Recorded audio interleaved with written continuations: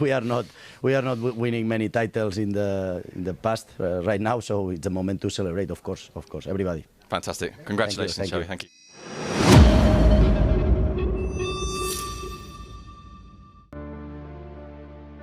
Le Barça donne des précisions sur la blessure de Gérard Piqué. Le verdict est connu pour Gérard Piqué, au lendemain de sa sortie sur blessure sur la pelouse de l'Eintracht Francfort, en quart de finale aller de la Ligue Europa.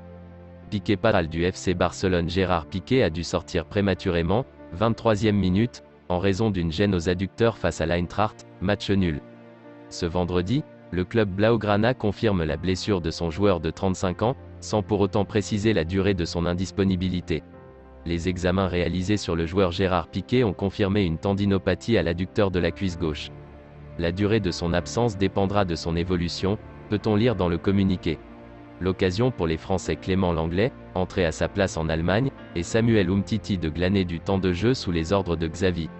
Gérard Piqué manquera donc le déplacement des Blaugrana dimanche, 21 h, sur la pelouse de Levante. Xavi était en conférence de presse avant le déplacement du Barça sur la pelouse de Levante en Liga. L'entraîneur catalan a évoqué de nombreux sujets chauds. Le Barça doit se reprendre. Après un match nul décevant en quart de finale aller de la Ligue Europa face à l'Eintracht Francfort, les Blaugrana retrouvent la Liga à l'occasion d'un déplacement sur la pelouse de Levante.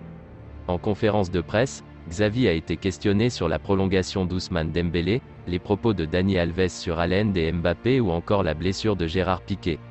La blessure de Piqué. Piqué fait un effort titanesque parce qu'il souffre depuis 1 mois et demi. Ce n'est pas une blessure, c'est de l'usure et c'est louable. La prolongation de Dembélé. Je ne peux parler de Dembélé que depuis novembre. Il y a peu de joueurs de son niveau et hier parce qu'il nous donne beaucoup, les propos de Dani Alves sur Mbappé et Haaland. Je pardonne tout à Dani, quoi qu'il dise.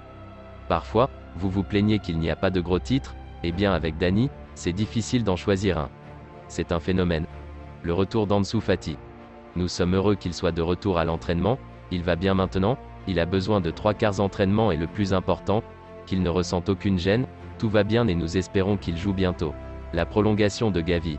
Je suis optimiste, Gavi veut rester et cela dépend aussi du club, du joueur et de son agent, il mérite de rester et je l'espère.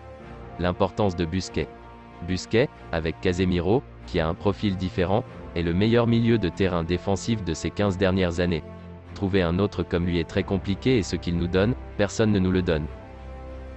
Découvrez le groupe convoqué par Carlo Ancelotti pour le match entre le Real Madrid et Retafe. Après son superbe succès 3-1 sur la pelouse de Chelsea lors du quart de finale aller de la Ligue des Champions mercredi soir, le Real Madrid doit déjà se pencher sur le championnat. Ce soir, les merengues accueillent leurs voisins Retafe à l'occasion de la 31e journée du championnat. L'occasion de se rapprocher tout doucement d'un titre qui leur tend bien les bras. Pour cela, Carlo Ancelotti devra faire avec 4 absents. Mendy, Jovic, Hazard et Isco.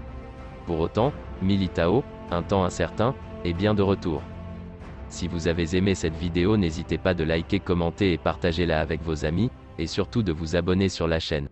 Merci et à bientôt pour une autre vidéo.